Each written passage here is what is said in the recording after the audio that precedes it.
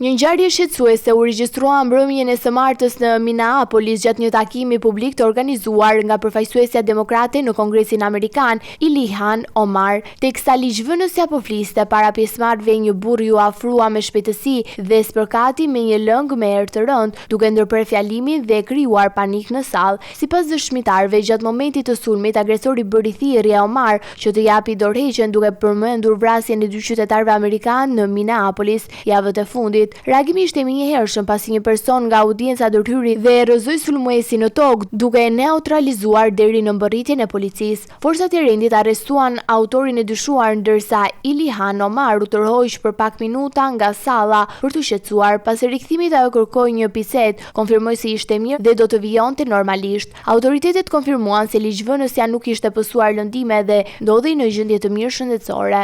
Ngjarja nxiti reagime të menjëhershme politike. Guvernatori i Minnesotës, Tim Walz, e cilësoi incidentin si një sinjal alarmi për rritjen e dhunës politike në Shtetet e Bashkuara, duke theksuar nevojën për ulje të tensioneve dhe garantimin e sigurisë për zyrtarët publik. Vet Ilhan Omar reagoi më vonë në rrjetin social X, ku deklaroi se ishte në gjendje të mirë dhe se nuk do të ndalej nga kryerja e detyrës së saj. Ajo i cilësoi sulmuesin si një provokator të vogël, duke theksuar se incidenti nuk do të ansëbrapsë nga angazhimi politik. I pyetur për ngjarjen, presidenti amerikan Donald Trump u shpreh me tone kritike ndaj Omar, duke deklaruar se nuk merret me të. Gjatë një interviste për Fox News, Trump theksoi se pavarësisht tensioneve, situata në Minnesota po përmirësohet krahasuar me vitet e mëparshme, duke sinjalizuar një qasje më të moderuar nga shtëpia e bardhë. Incidenti ka rihapur debatin në SBA mbi sigurinë e zyrtarëve publik, polarizimin politik dhe rritjen e akteve të dhunës në hapësirat publike.